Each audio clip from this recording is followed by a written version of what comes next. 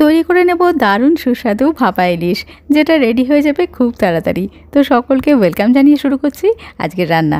প্রথমেই 1 চামচ করে সর্ষে পোস্ত আর কয়েকটা কাজু নিয়েছি, এটা বেটে নেব। মাছগুলো নুন হলুদ মাখিয়ে রেখেছি। সর্ষে পোস্ত বাটা হয়ে গেছে, এর মধ্যে সর্ষে তেল দেব। সর্ষে তেলেই কিন্তু রান্নাটা করতে হবে, না হলে কিন্তু সুস্বাদু হবে না।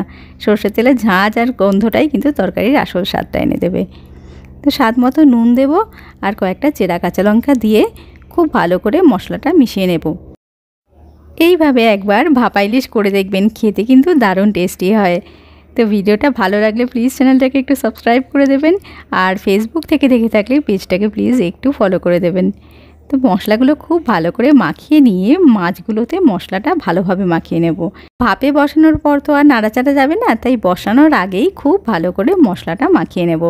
মাখিয়ে নিয়ে টিফিন বক্স বন্ধ করে কুকারে বসিয়ে দেব। আমি আজকে কুকারে ভাপা ইলিশটা করব, আপনারা চাইলে কড়ার মধ্যেও জল দিয়ে ঢেকে দিয়ে করতে পারেন, তাতে করে সময়টা একটু বেশিক্ষণ লাগে। কুকারের মধ্যে 1 গ্লাস জল দিয়ে বাটিটা বসিয়ে দিলাম। খুব বেশি জল দেব না, তাতে করে ভেতরে যখন ফুটবে জলটা, তাহলে ওই বাটির মধ্যে ঢুকে যাবে, তখন খেতে ভালো লাগবে না, জল জলে হয়ে যাবে ঝোলটা। তো 4-5টা সিটি পড়ার পরে গ্যাসটা বন্ধ করে দেব আর নিচে থেকেই ঠান্ডা হতে দেব, তাহলেই রেডি হয়ে যাবে ভাপা ইলিশ।